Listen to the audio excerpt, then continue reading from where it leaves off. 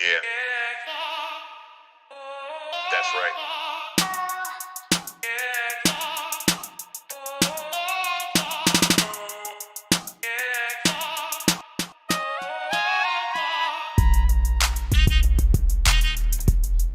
Calvin Pate from the DMV. Mr. Fingers.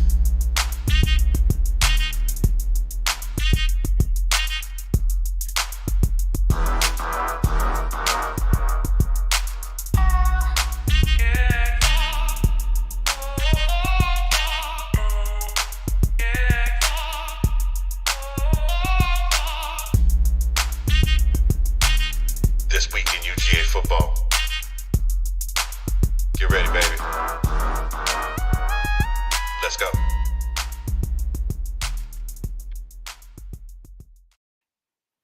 Good evening, ladies, gentlemen, boys, and girls. Hope everybody is doing well. Happy pre-Thanksgiving Monday. Happy Thanksgiving week. You know what that means. Lots of turkey, lots of Hallmark movies, Christmas lights, Christmas cards, Black Friday, food, relatives, and, of course, football. And that's what we're here to talk with you guys today. I am coming to you live from the 405 in the Zagnif Central where the wind comes whipping down the plane, and I think it went over that way. And it felt it right across the top right there. It almost blew the shine off the top of my head for a minute. I was like, oh, okay, go ahead with your bad self. I am Mr. Fingers coming to you live from the 405. And that guy right there, he is a brother from another, the sexy Mother Hubbard, the ace of base in the place, in your face. I am very happy to be here. Colin P from the DMV, what's going on with you, baby? Oh, I'm chilling, man. You forget one important thing on Thanksgiving, a great nap after a great meal. Hopefully you wake up to watch some football, but I look forward to the nap after the good meal, man. Man, it's hard for me. It's hard for me. Well, since I haven't been in the last few years around family, it's not as hard. But, man, look, when I'm around my family, they ain't going to let you go to sleep. There's either spades to play, or we got to run to the store real quick. You know, got to get a little something to sip on, something. You know. Yeah. Or throw them bones like we did. My family did that last year. We did that. It was always spades or Uno. Oh yeah. Sometimes it was spades at one table and Uno at the other table. Something going on. That's at least you're available to hang out with family. That's what it's all about, bro. Be thankful and hang out with family. 100%. That is what it is all about. I don't know what the kids are doing this year. I'm hoping they're coming by the house. So we'll see. I'll put it out there. Hadn't heard anything back, but it's Monday. So I'll probably pick them tonight and be like, yo, what's good? I mean, if they're not coming by, then me and Mama just go get us a McDonald's and watch football and go to sleep. There you go. Yeah. Brady's got his mom's got him this we do the little alternating thing. So she's got him for Thanksgiving. I got him for Christmas this year. So he will be with her. So I'm still with my parents. They're coming up, and then my mom's sister lives up here with my cousin Kai Johns. You heard me talk about him a little bit. But they're up here. So we got a little bit of family around here. So we got a little bit going on. But yeah, I'm looking forward to that. But yeah, dude, how about this weekend? Like crazy football. Hey, Jay. Just jump right into it. No segues, no nothing. All right, then. Hey, you know what? If you froggy, I'm jumping. Let's go. Let's get into it. Well, first of all, we gotta send a shout out to the Dawgs. We're gonna talk about them. Of course, we will talk about them. We'll talk about them in just a minute, but let's just go over, since Colin is jumping right into it, let's get into around the SEC, shall we? No surprises. Number three Texas welcomes Kentucky. The inevitable happens. Kentucky gets run. Kentucky. Well, the beginning of the game, though, man. It kind of looks like Kentucky had a chance till they didn't. You know what I'm saying? Until they didn't. You forget, sir. Texas scored 24 points in the first half, while Kentucky scored just a mere 7. Big story coming out of that game, though, was the benching of Brock Vandagriff. Yeah, former dog. Benched for Cutter Bowley, who and Stoops has made the decision. The announcement was made today. Vandagriff's not starting this Saturday either. That you know what that means? They've already moved on. Thank you very much for your service. Appreciate you stopping by. Your Uber's on the way. We're going to see what this kid can do because we're going to start getting him ready for next season, which means now Vandergrift's what? Is he a redshirt junior? Is that what he is?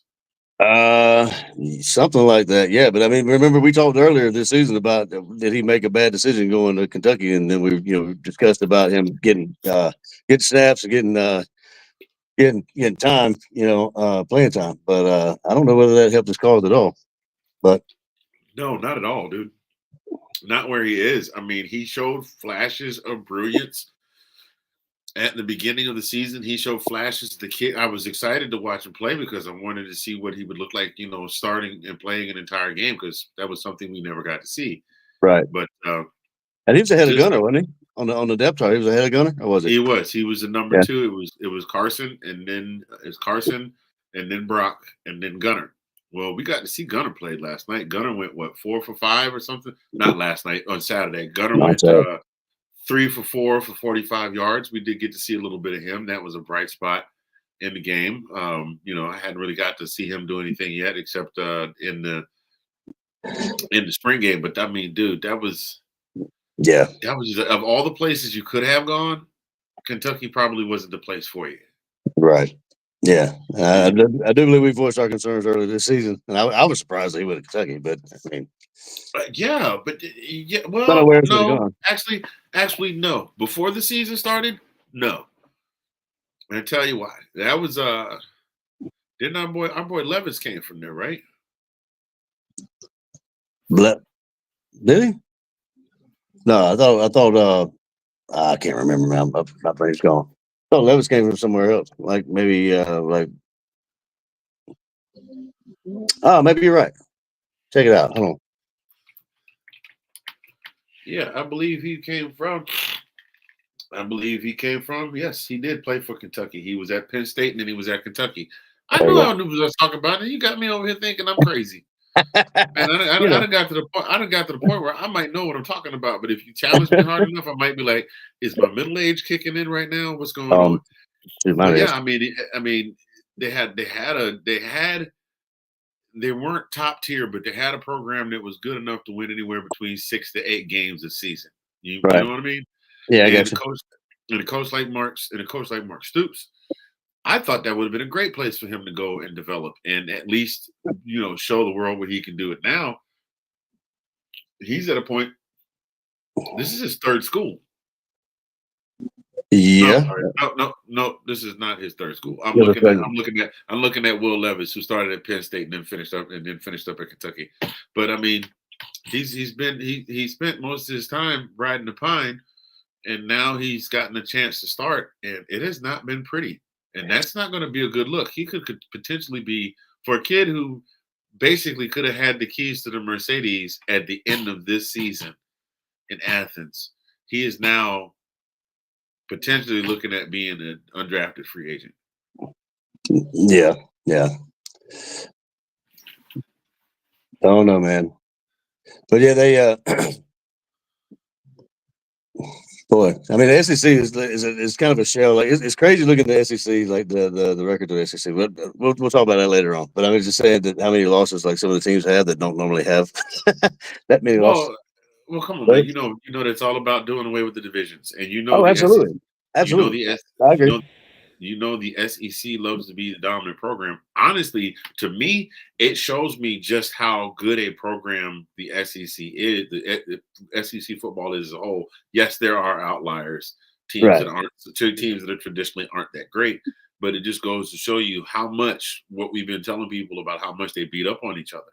We talked about it last week. Take defenses away, they beat the crap out of each other. But you also know the blue blood programs of the SEC don't like having 2 and 3 losses a year. And if they have any say in it, the ones that bring in the money, the cash cows, we may see the divisions come back.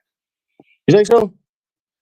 I think so. My understanding is it's only this whole 12 team playoff thing was only a 2-year deal.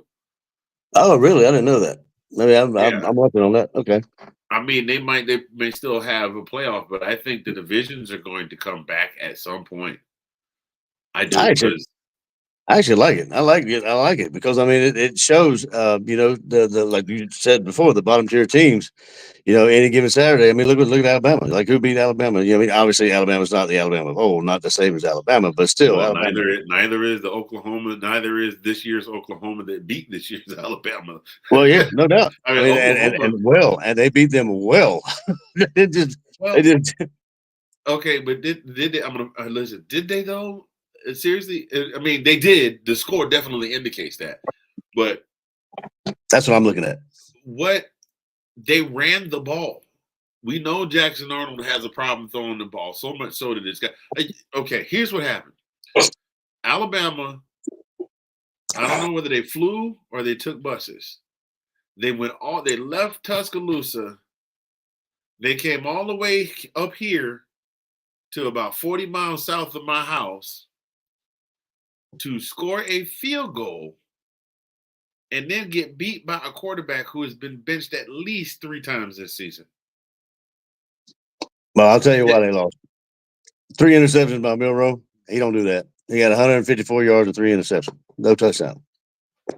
Well, yeah, if you turn the ball, rarely look, everybody can't throw 3 interceptions and still win the game.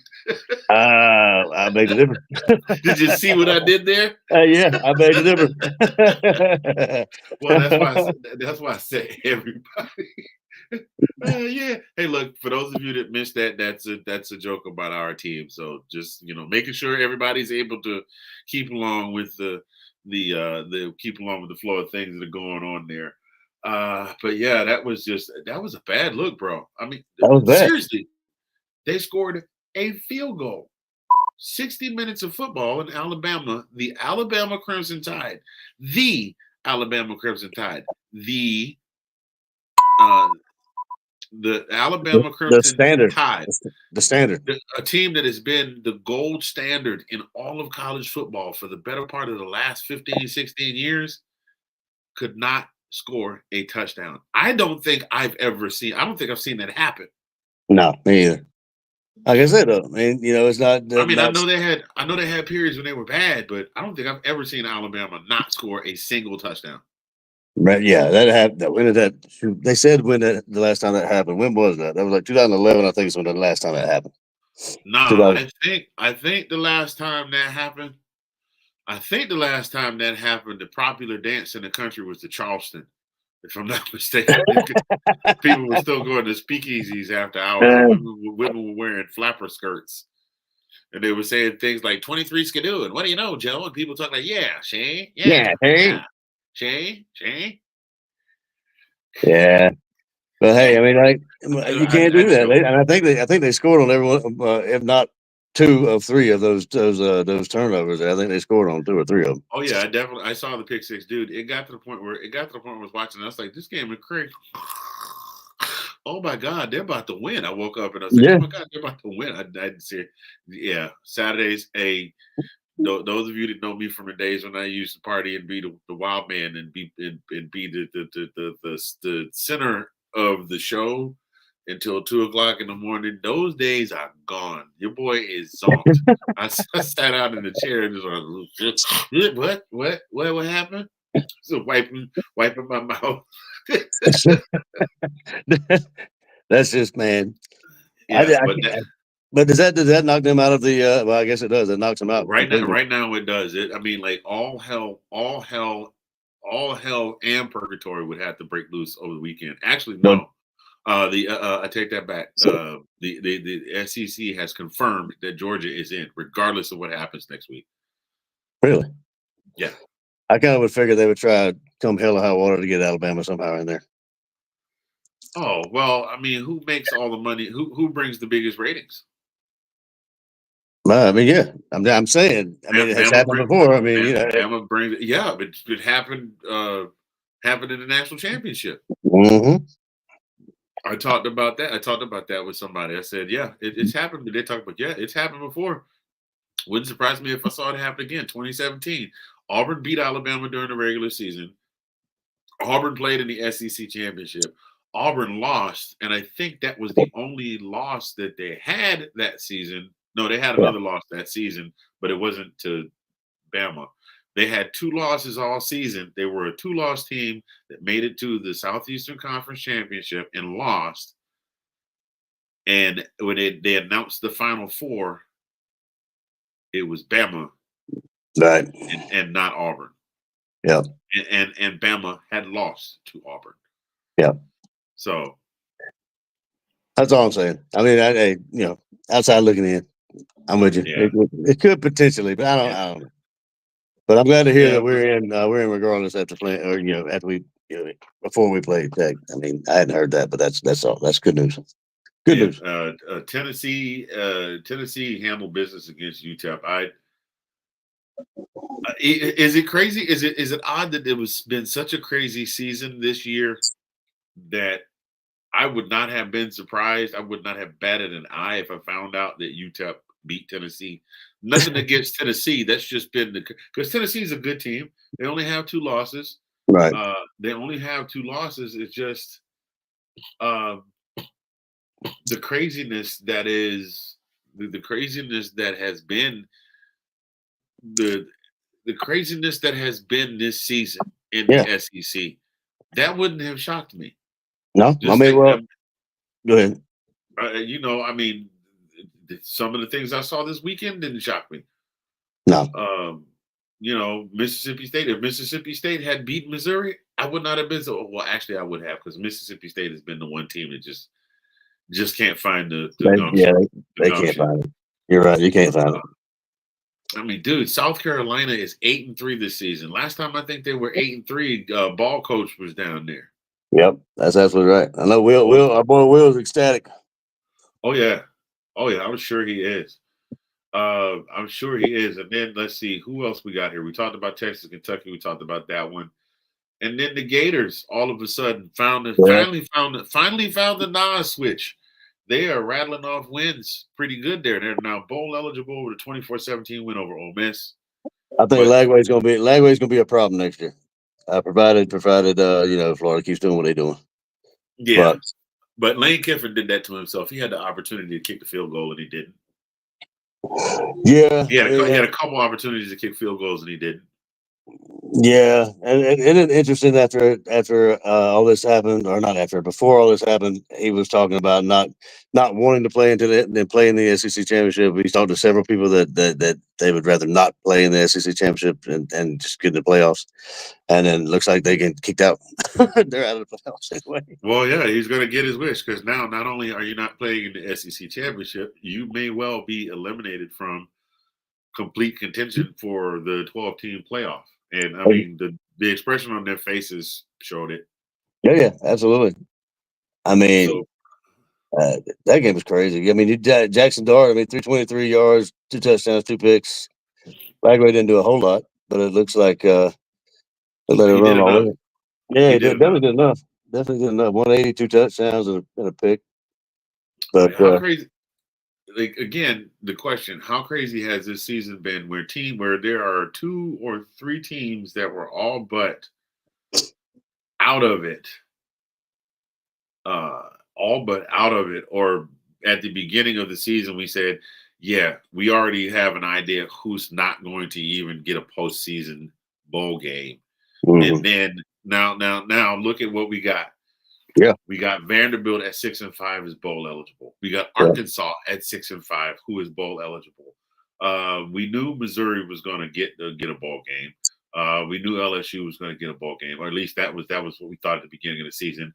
Auburn has the potential, as bad as they have been. They have the potential, if they beat Bama this Saturday, to get a bowl game.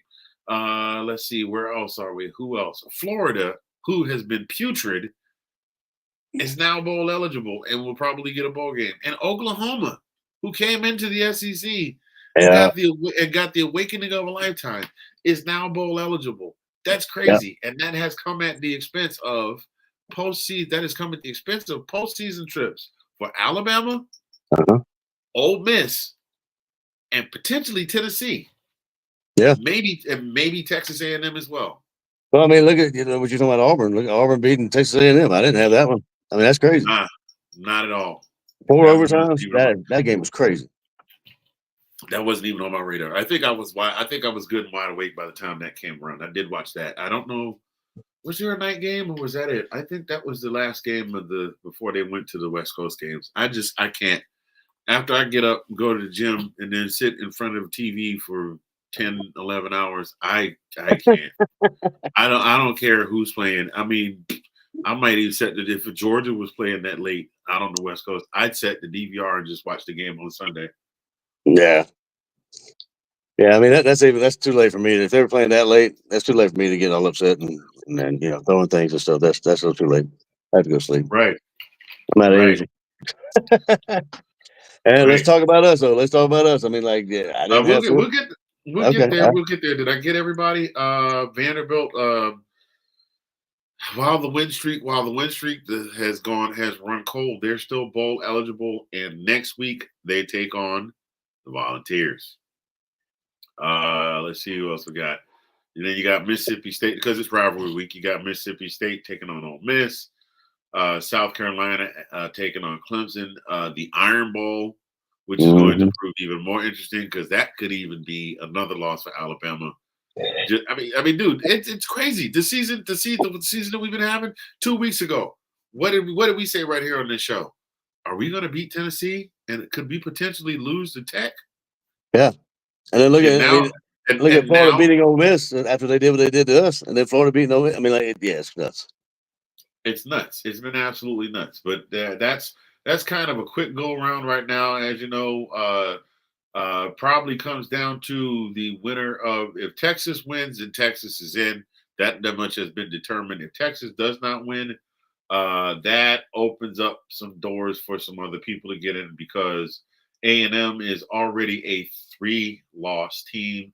So then they start looking at the 2-loss teams. That means mathematically Tennessee would more than likely wind up taking that spot in the SEC championship in place of A&M.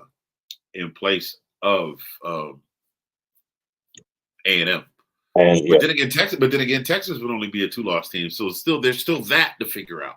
right. Opponents in common, the strength of schedule, and all of that stuff. So, having said all of that, let's go ahead and go to the game that y'all came for. Even though, yeah, we weren't playing a marquee opponent, we did thump UMass. Now, I expected it. They lost their coach, like I said at the beginning of the week. Um, it's a smaller program. Right. These guys get up and train and go to practice just like everyone else does. But you're talking almost apples and oranges, and yet UMass hung tight for a while. What do you got? Yeah, I mean, I definitely didn't expect to. I mean, my first thought was like, oh, we're back to giving people letting people score first again. Just giving them, letting them go in there. But they marched right down the field. I mean, they went down the first score. They went straight on down, and then we tied it up, and then they went down and scored again. And I mean, I don't know. I mean, Kirby said that he didn't think that we were ready to play. I mean, he made that kind of comment, but I knew we were going to. I mean, it's UMass, and I feel for them, man. I mean, the coach even. I mean, they fired the coach before this game, and it just that's. I mean, maybe they played for the coach for the first couple of series, and then the inevitable was going to happen. I knew we were going to come back, but we scored 21 points in the second quarter, and like you had said before, Gunner came in. He was 3 for 4, 45 yards.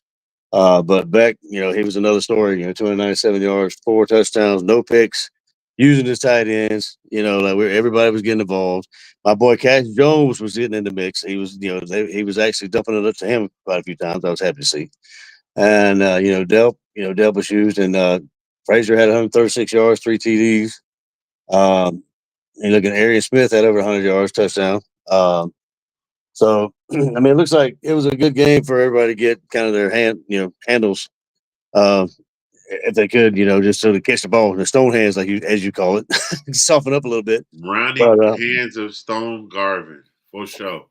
yeah, I mean, like it is UMass, but I mean, like it was a good game for us to kind of, I guess, spread the ball around. People, kind of have fun, after the good win we had last week at Tennessee.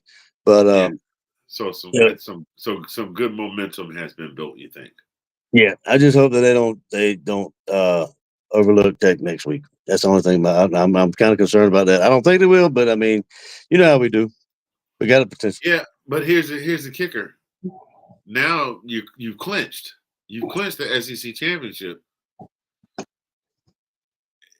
You're clinched. You lose. It's not a conference loss. But the Right. thing is, I don't know. I don't see him losing that game. I just don't. No, I'm not saying that. I don't see them doing it either. I don't want them to get complacent in that kind of stuff. You know how we tend to sometimes do. Which hopefully we turn the corner with the Tennessee game. You know what I mean? So hopefully, but I mean, you can agree with me that look at even playing UMass. Look at Carson. Look at his demeanor. Look at his. He was even getting excited for this game. He's a new dude. He's a new guy, right? And I'm all for it, bro. I mean, that's what we're going to need. You know, we've needed that long earlier this season. You know, we wouldn't have had those two losses had he been. I mean, in my opinion, playing some uninspired ball. Oh man, our buddy, old Uncle Lou, had a field day, and I'm not going to throw any of his quotes out because I know we watch him a lot, and I have a tendency to reference his material. But you get a chance, go check him out. The Uncle Lou on YouTube. Shouts out to our guy who's been at this thing for 10 years. Dude, you see the clip I sent you? I did, dude. One of his OG clips. Doesn't that blow your mind? He was grabbing about DirecTV. That was hilarious. Uncle Lou's got DirecTV, but they don't offer the SEC. He was upset. So Uncle Lou is not happy. Love that guy. Just, now, disclaimer, if you are easily set off by things, probably not the channel for you, because he's definitely one to call a spade, so to speak. Just saying. But yeah. So you got the juggernauts in the West, in Alabama and LSU, who are not going to be making the CFP or the SEC championship. Right. And meanwhile, Georgia, yet again, fourth trip in 4 years. Go Dogs, absolutely. Before we get any further into it, though, let's take a look around the horn. Some other games that had some crucial parts in rankings and conference championships. Indiana and Ohio State square up. Went about the way we thought it would. I thought it would actually be a little bit closer, but nah. Indiana drew first blood, and then it was just a total butt whooping after that. Ohio State 38-15. Penn State and Minnesota in a nail biter. Wow. Now, literally the last second, Penn State squeaks by Minnesota 26-25. Notre Dame Army went exactly like we expected. Join the conference. Shout out, Eric. Yeah. So what now? I said, shout out, Eric, our boy, Eric E-Rock. Yeah, shout out to our boy E-Rock. Miami handled Wake Forest, although for a minute it looked like that was going to stay close. The only thing close about it was the fact that the line of scrimmage, the only thing close about it was the fact that they just line up about a yard away from each other on the line of scrimmage. Miami handles business 42-14. We've already went through the SEC scores. Boise State, Wyoming, a close one. Boise State 17-13 over Wyoming. Boise State more than likely making their way to the conference final. Our boy Ashton Genty, 169 yards on 19 carries and a touchdown. I don't have the tracker pulled up, so I don't know where that leaves him behind Barry. He's only got one regular season game left, but I wonder if the playoff games count as well. I'm not sure. Arizona State knocks off number 14 BYU 28-23. Scatterboo had a great game, 28 carries, 147 yards and 3 touchdowns. Let's see what else we got here. Oh, Clemson handles business. Clemson, there's a possibility they might be able to still get in the ACC championship, but they've got the 2 losses. We'll come back to the other game there in a second. Number 25, Illinois easily handles Rutgers. We talked about Missouri and Mississippi State. Utah falls to number 22, Iowa State, 31-28. Yeah, yeah. What, I'm sorry. You said you did. I hear you say what I think I thought that maybe I thought that you said that I thought that he said that I said when you said it,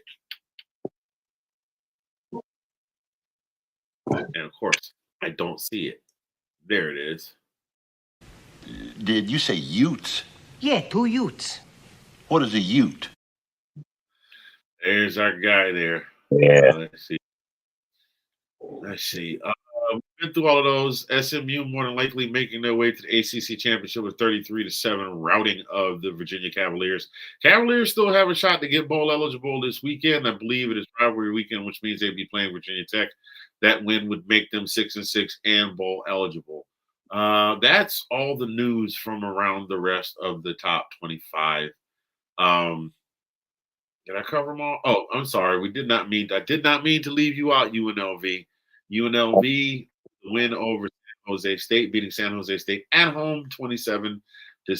That brings UNLV to 9-2 and 5-1 in the Mountain West. That's not bad. Yeah. Not bad for UNLV, school that was basically been known for being a basketball school due to a certain bald towel chewing coach of theirs. But yeah, so Georgia's taking on Georgia Tech next week. We know they got that really mobile quarterback. They got a very mobile quarterback in Haynes King. I'm sorry. I'm just a little. It's been a long day, and I apologize. I'm a little out of breath, y'all. I'm just. Phew. Plus that I ate. I had to scarf down some food before this show came on, so that's where I am right now. My food is sitting right there. Yeah, buddy. Let me let you take your breath. But what you got? Haynes. Yeah, he's got 138 carries for 717 yards, 9 touchdowns. I don't know. We'll see. And also, we need to mention that it's in it's at Mercedes, and it's on Friday. So the game's on Friday, and it's at Mercedes. Friday night in Atlanta on Thanksgiving weekend. Oh, so we're not even playing at home? Wait a minute. Hold on. Now. I might be wrong because I thought it was scheduled at. I thought it was a home. Now it's a home. So they had Sanford Stadium. It's a 6:30 Central in Sanford Stadium. I was going to say I thought there was a home game this year for us. Well, somebody told me. Well, maybe I'm not seeing the right thing, but I could have swore they changed it to Good Friday. But anyway, maybe it changed again. Don't know. And I think maybe it was another year, maybe it's next year or something. I'm not sure, but I did see that information somewhere. But it does say Friday at Sanford Stadium, 4:30. So, and the line on the game is, what is it? We're getting 19.5, and the over under is 15. Oh, sorry, 53 and 53.5. Oh, so, that's a very nice. That's a very nice. Haynes King also having a pretty doggone good year. Not quite as prolific as Carson Beck, but he's got 1,607 yards on the season. I haven't done a whole lot of TDs, but his TD to interception ratio is definitely better. 9 touchdowns, so 1 interception. And I think he did have some time when he was out hurt. So there's about 2-3 games he didn't get to play. He probably would have put up a few more yards there. But he's definitely a big threat. Their running back, their chief running back, Haynes, he's got 717 yards on the season carrying, and that is very, very respectable. Listen, I want you all to understand when I say things as in for a running back or a quarterback or a insert position player here from certain school, we are used to seeing these schools not be prolific. We are used to seeing schools not have an above 500 record. We are used to, like Georgia Tech is one of the schools that Georgia would regularly manhandle every season. And I do believe we hold the series advantage. I mean, they do get a pop every now and again. They do get a pop every now and again. I mean, when Megatron was playing there, it was Calvin Bell to Megatron, Calvin Bell to Megatron, Calvin Bell to Megatron. And that was a heck of a show to watch. But so not a bad season at all for a running back from Georgia Tech. Then they got their leading receiver, Mr. Singleton, with 668 yards, a couple of touchdowns. A lot of that is on the a lot of the running is on the back of Haynes King. So if they can figure out a way to bottle up Haynes King because their receivers have not, I mean, how can you be? You know what? I'm not even going to say that. They do practice on a regular basis. What I'm saying is, for a team that puts a lot more emphasis on the run and puts a lot of that on the quarterback, your receivers are not going to see as much action. So if they can bottle him up, then they have a good chance at a very, very good chance at winning this game. Right now, the prediction, the ESPN predictor has an 89.98% chance of winning right now. Yeah, so, we long story short, but bottom, period. Our defense needs to get to the line. Our defense needs to play like they've been playing, and our secondary needs to be playing like they've been playing because they've been playing lights out. They're throwing their bodies and they've been ball hawks, and we got to see that. Going forward, if we want to, I would like to run. I'd like to win the SEC championship and get to the playoff and hopefully get another one. But I mean, I'd like to get that SEC championship. But there's a chance we play Texas again. I mean, what's your thoughts on rematch with Texas? You think it's going to be kind of the same kind of scenario, kind of the same game? Is going to be different? I think it might be a little different. I think it will be a little different. It also depends on whether or not they have old Deputy Quinn Ewers out there. He seems to have injured himself again, so he may be questionable. I think they're going to try. Of course, being Texas, they're probably going to try and trot him out, but they may tap Arch to start the game. So we shall see. I'm gonna see how he is. He looked like he's looking at deer in headlights last time we played him, but he did move the ball a little bit. Yeah, he did. He did. And you got to be careful. Again, he's. I didn't know. You know what they say happens when you assume. I just made the assumption that he had the same level of agility as his two famous uncles.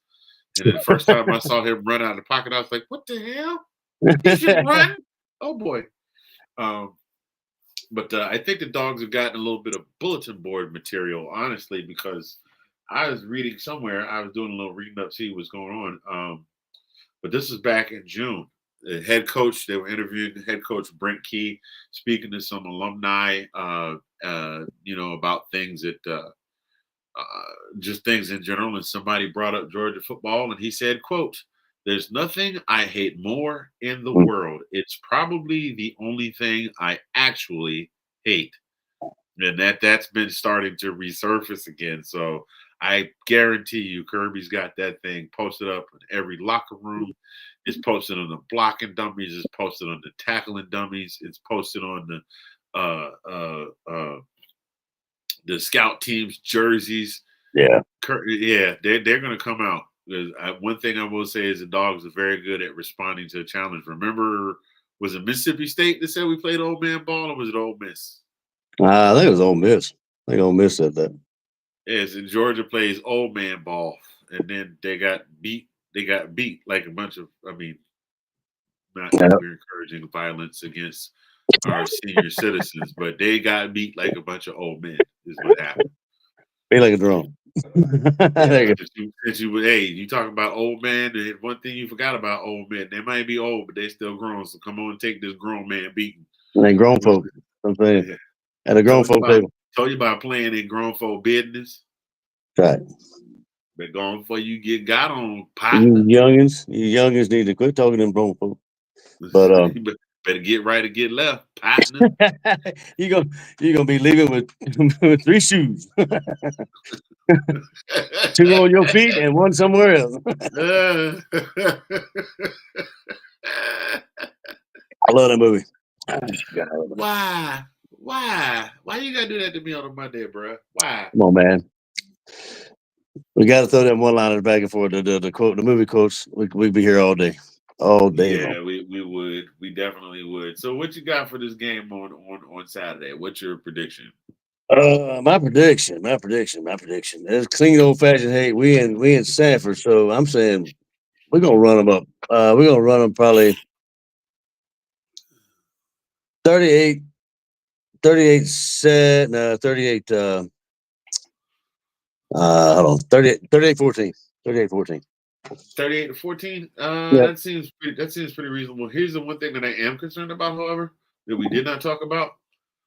Okay. UMass, despite being UMass and despite having lost their head coach earlier in the week, one thing that they did very well was they kept the ball on the ground and they were able to amass 226 yards of rushing yards against Yeah. us. And that for me is a big concern. I think they did a good job of ball hawking against the pass. But that rushing, that was a scary point for me. And like I said, Haynes King is a mobile quarterback. You've seen him do his thing.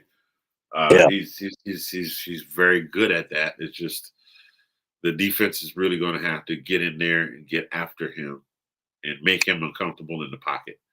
And I know it sounds like I'm oversimplifying things, but if you make Haynes King uncomfortable in the pocket, I think you've got the game won. Yeah. I mean, it sounds simple because it's easier said than done, but that is a way to kind of settle down a prolific quarterback or a guy that a good quarterback that can pick you apart, pretty easily. But what I was noticing, man, look at the UMass game. Look at our running backs that played. So we had Frazier, which was the running back one, right? So he was our main guy. He had 136 yards, 3 touchdowns.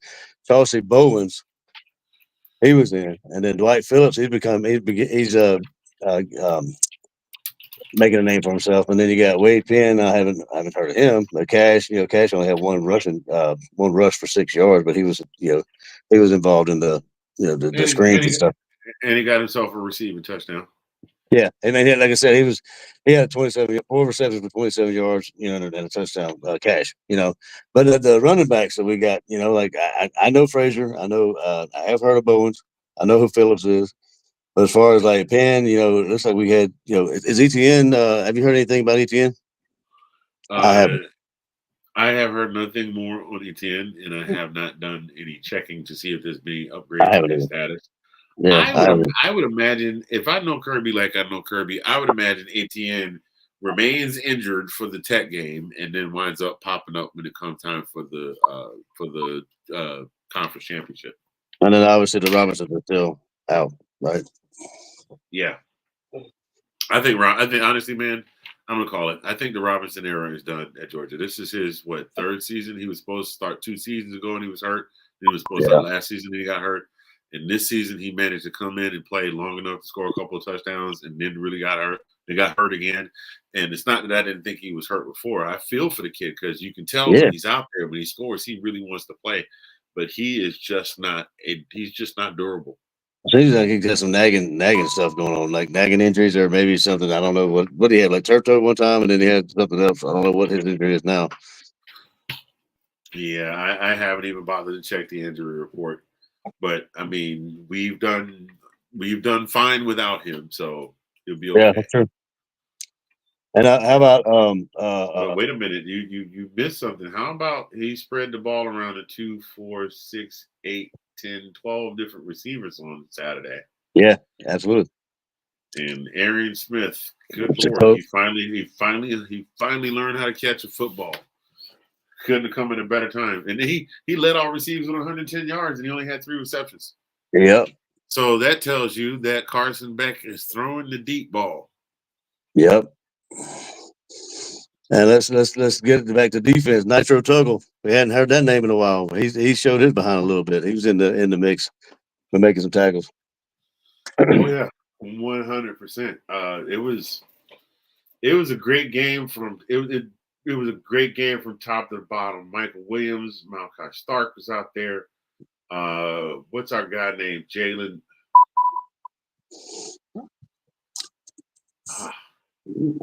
Jalen Carter. Wonder Jalen Carter. I don't see his name on the stat sheet. I don't either. I don't know. Did he play? Yeah, he played. I thought he made a couple of plays. I guess he didn't. I guess he just blocked up passages for other people to make plays. But I don't see him on the stat sheet, and it's hard for me to believe he played the entire 4 quarters of football and got not one tackle, not even a touch. No kidding. I'm looking for that too. But yeah, our guy Dan Jackson out there doing the doggone thing. It was good to see him back. And Smell Junior. Yeah. Back on So overall, an absolute great performance by the Dogs overall. And I just, man, look, I know it was UMass, but this is what we've been saying all season. This whole Jekyll Hyde thing just drove me crazy. They played an incredible game against Clemson. Yeah, they didn't blow them out, but they played an incredible game against Clemson. They sleptwalked through two of the quote unquote cupcake games. Mm-hmm. Then just hit Bama and fell completely apart. Then they come back and dismantle Texas. And it's just like, what in the heck? And then they dismantle Texas. They run Florida out of the stadium, and then they just roll over and play dead against Ole Miss. Like, what are these guys doing? Yeah, and they come back and they come back around. They come back around, embarrass Tennessee, and then they do what they did against UMass, which is what they were supposed to do in the first place. But still, so yeah, like I said, there's gonna be people saying, "Well, you let UMass hang 21." I'm like, well, I mean, come on. But I told people all day, and you saw it. It's a controlled. I call it. This is the term I call it. I call it a controlled burn. So basically, what you do is you come out, you play well enough. You play well enough to keep them from scoring or keep them from putting up a bunch of points. You never let the game get out of hand. You stay in control. You let them think they're in control, and you just very slowly wear them out and overpower them. And the next thing you know, you got a 1 touchdown lead, then a 2 touchdown lead, and then you wind up winning the game by 38 points. And that's what the bigger teams do to these teams, honestly. I mean, the whole purpose is let's not, especially this late in the season, don't get hurt, don't get injured. We got last game of the season, then conference championship, and then who knows after that. So yeah, for sure. Yeah, I think it was a well orchestrated plan. So what we're going to do here, folks, is we're going to take a brief pause for the cause, and then we will be right back with more This Week in UGA football. Do not go far, folks. We'll see you in just a bit.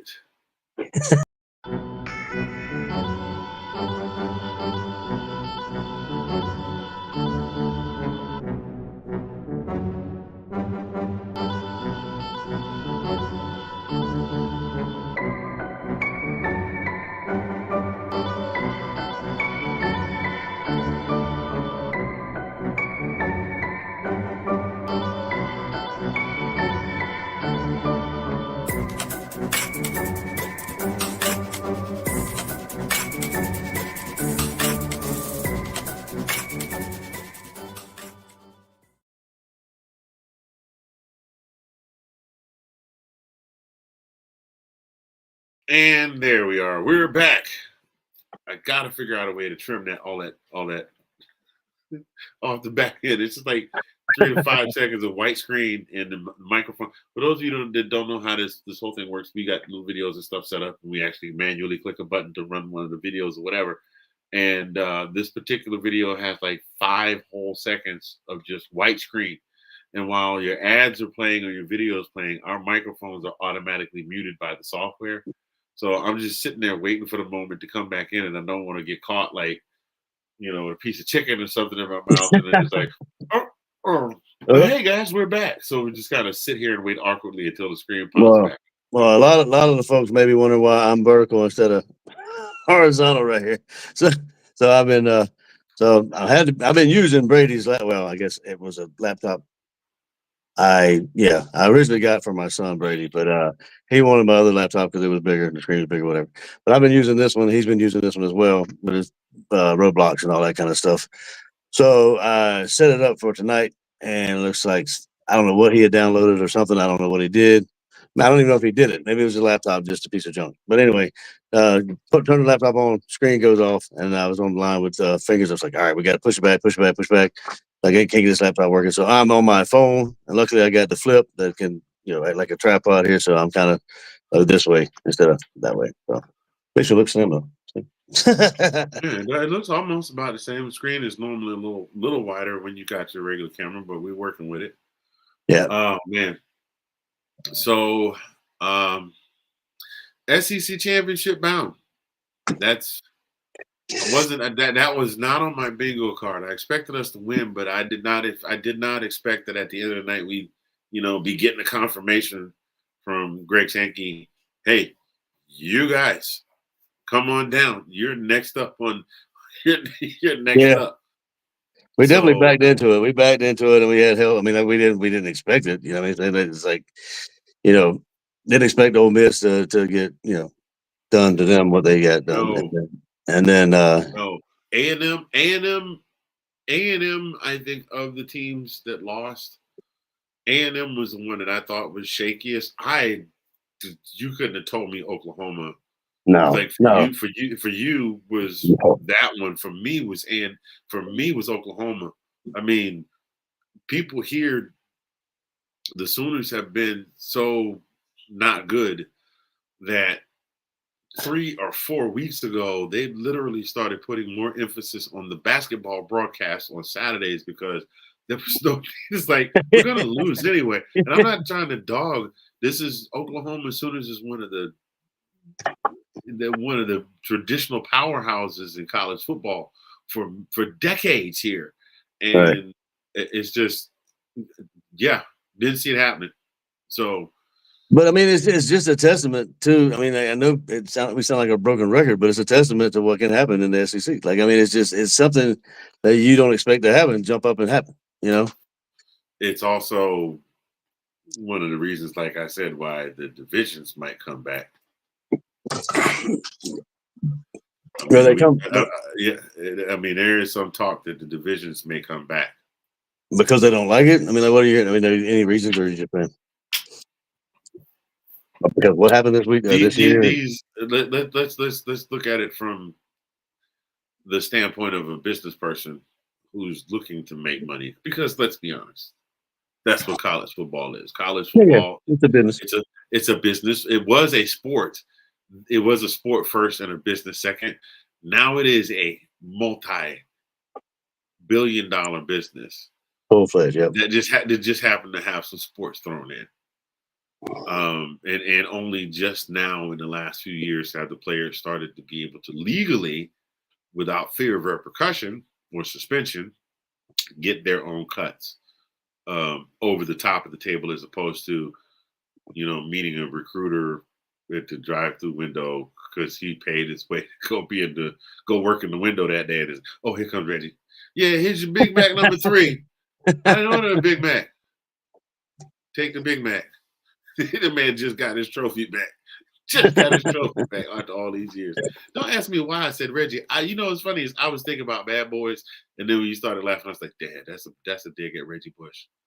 That's a dig at Reggie." Hey Reggie, if you ever happen to catch this podcast, my bad, bro. It's all in love. Although if you ever do play again, please make sure you watch your peripheral if you're getting a pass out in the flat. Okay, just saying. Yeah, watch the peripherals. Yeah, so much. But I'm excited at the fact that the Dogs have this opportunity. It's another bullet comment on the resume. This one may have an asterisk by it just because of the fact that it wasn't necessarily earned so much as it was that all the people. It's like, hey, I got a cancellation. You want to get your haircut now? Sure. I'm gonna say, yeah. Yeah, but channel number 2 be ready in a minute. Who needs? Sorry. Oh my God. Cups on the table, my guy. I almost ruined everything. Rack my down. Go ahead. That's their one. So, man, let's see. What do we got? So, let's throw some scenarios out here. Who would, given the potential 3 that we might face, between Texas, Texas A&M, and potentially maybe Tennessee. If you could just pick one of those three, which one of those three would you most likely like to face and why? I don't know, man. I would not Tennessee. I mean, we haven't played at A&M though, but I would say rematch Texas. I'd say rematch Texas. What, Texas? Yeah, Rematch? rematch. You think it'll be another barn burner, or would you rather see? Well, above all else, I Yeah. would want to shut some people up. You know what I'm saying? Then they run the SEC, even though they, that kind of. If they want to run the SEC, they run the SEC. I mean, they play the SEC championship. I would rather play them. Just, I mean, you were hurt though. I mean, I don't know. I mean, I would play Texas. I would want to play Texas if I had my wish. We've already played Tennessee. We have not played A&M. I mean, I would kind of like to play A&M, but my choice is Texas. Who do you got? I would say A&M for the reason that you just mentioned. It's a team we have not played yet. Not that I don't think Georgia could not handle either Texas or Tennessee again. The rematch has a little touch of cliche to it. I mean, we already beat Texas, and if we beat Texas again, it's like, well, we already knew you were good enough to beat Texas. If we play Texas and they beat us, then the naysayers would be like, well, see, we told you guys were a fraud. We told you guys were a fraud. We knew you shouldn't have been in there in the first place. I would like to face a team that we haven't played yet and square up. I kind of agree with that. But then again, that throws a wrench in there, right? I mean, well, not necessarily, because if we were to play Texas and we would have to lose, we'll be 1-1, right? So, I mean, it would be kind of where we would go to the 12 team, where we would be in the playoff, like where. I don't know if we lose. Honestly, I'm just gonna tell you, if we lose in the SEC championship, I think we're done. We'd be a 3-loss. We would be a 3-loss team. We would be a 3-loss team, and even though our losses would be to ranked teams, the Texas thing would be a wash. They would just look at it as, oh, well, they got their third loss, even though they lost. All three of their losses were to teams that were at the time ranked in the top 10. Yeah. Plus that, honestly, I think if you lose, if they're trying to make it as much like the pros as possible, it makes sense that if you lose in the conference championship, you don't play. I mean, if because that's not the conference championship. The conference championship is not on the list now for the. It's not what do you want to call it? Not a tiebreaker, but it's not involved like it has been. I don't know. Well, yeah, it does, because the winners of the conference championship get a move on to the next round of the bracket. Yeah, but if I remember correctly, it's not it's not part of the what do you want to call it? They don't have outlines, obviously. I mean, the strict schedule. So are you saying that the conference championships don't have any bearing on whether or not you still make the 12 team or not? Right, exactly. They got rid of that they got rid of this year because of the simple fact of what happened last year. I see. I'll double check, but I'm pretty sure I'm right that they got rid of the that being something that is discussed in the playoff. Okay. Well, maybe we'll see that, ladies and gentlemen. Who knows? Well, that's another wrench thrown in there. So when this 12 team playoff came out, I know it was going to make some people happy, and I know it was going to make some people unhappy, because it was going to throw in some scenarios that would be, oh God, I've gone cross-eyed, that kind of stuff. Kind of like basketball, you play the mountain, east, west, south, and this guy go over here playing the southwest, that just, all these teams play each other. Yeah. The 2 teams, 3 teams, whatever. So. Well, I guess we'll both find out together then, brother. Well, listen here, ladies and gentlemen, that is pretty much gonna do it.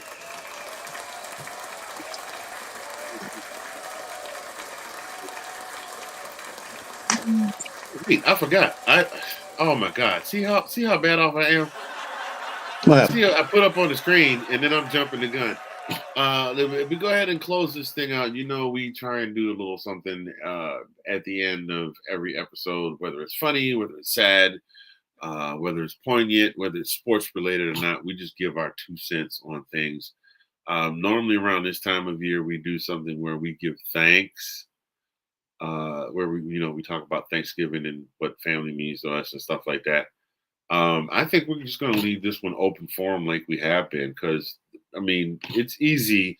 It's easy on the Monday before Thanksgiving to say, be thankful for what you have. A lot of people don't have, and we should maybe be kinder to our fellow man and blah, blah, platitude. So, Colin, I'm going to hand the floor to you, man, because I'm drawing a total blank right now. So, I'm going to let you go ahead and kick off our final thoughts. Even though it is a cliche, this Thanksgiving, be thankful, be mindful. Like you had talked before, Finger said, if you have family, be thankful that you have family to hang out with on Thanksgiving. Most, some people don't have that luxury. And, be that as a man, I'm not going to spend too much time on this, but the whole thing going on with the political stuff, I wish everybody could just leave it alone for Thanksgiving and family and that kind of stuff. Just different thoughts and different ideas and different opinions. But teach his own, but really, really, really, family is an important thing. We always talk about, tell people how you feel when you can, because you might not be able to do it the next day, and you're not promised tomorrow. So, I hope everybody has a great Thanksgiving, a good nap, watch some football, and good fellowship with friends, family, or whoever you're spending it with. Like I said, you don't have to spend Thanksgiving with family. I mean, you spend it with your friends, and be lucky you have those people in your life. That's all I got. I'm glad I got you in my life, Angus. Even though we ain't gonna be spending Thanksgiving together. I'm thankful for you, brother. The feeling is mutual, my friend. The feeling is mutual. Mine, I am going in a totally different direction. Since he's giving me the wheel, I'm about to do about a 90-degree hard left. Take time for you. Take time for you and make sure you take care of you. I'm sitting here right now very tired. Very, very tired. And part of the reason that I am very, very tired is that there are a lot of things that I do during the run of a day. It's not just get up and go to work. It's not just the podcasting. It's, things going on here at the house that need taken care of, things outside of the house that need taken care of. I do this. Even though we don't get paid, I view this as something that I have obligated myself to do. It's not, oh God, that wound up coming out sounding wrong. This is an idea that a friend of mine gave to me, and we brought in my friend here, the Colin P from the DMV. And he said, you guys both love Georgia football, so let's talk about it. So I view this as something that I have to do. Something that I have to do. Like, we've obligated ourselves to this. We said every football season we're going to come on here and we're going to give you guys our takes on the Georgia games and what's going on in the conference, and if we've got a little time, what's going on around the rest of the football world, the college football world. And so here we are. We're here every Monday, and I'm wiped. The short version of that long whatever that was I just did is that I am wiped out. And when I get done here, I'm going to finish eating my dinner. I'm going to take a shower, and I'm going to get in my bed, and I'm going to get a good night's sleep. The reason I say that is because so many of us will stay up till 11, 12, 1 o'clock. One more reel, one more Facebook post, one more Instagram, one more game of, do people even still play Words with Friends? Wordle, or whatever, Fruit Ninja, or Angry Birds, or whatever it is. Like, just one more of this and one more of that. Oh, one more episode of something on Netflix.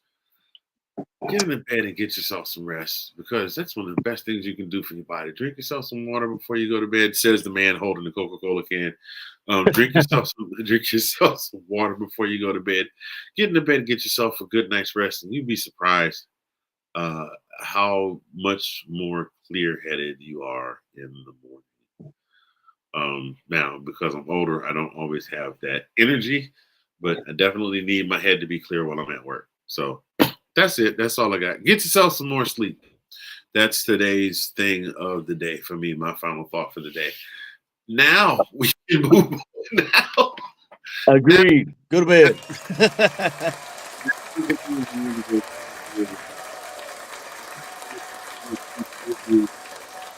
Love coming on here. I can't believe that the regular season will be over in just a few short days. The regular season will be over. It's almost time for playoffs. And not to mention the year, man. Not to mention the year. The year's almost over. So I mean, like it's that too. Pretty much, yeah. Pretty much when school and football start, it's a sprint. Crazy. It's a sprint to the finish. But we appreciate you all for tuning in. Whether you're watching us live right now or you're watching the replay, we appreciate you being here. And that's the thing that counts. So we're gonna get out of here for now. We'll be back next Monday. I started to say there'll be no show next Monday, but the holiday's on a Thursday. That just goes to show you where my brain is right now. Hey, I'm right there with you. Yeah. So we'll be back on Monday. You all have a marvelous Thanksgiving. Of course, we'll have commentary during the weekend and the games and things like that. But until then, you guys be good to yourselves, be good to each other. Enjoy your holiday. Don't eat too much. Feel free to reach out and hit us up with your thoughts on some of the games that are going on because we love a good discussion. And until then, we'll see you next time. Go Dawgs. Happy Thanksgiving. Go Dawgs.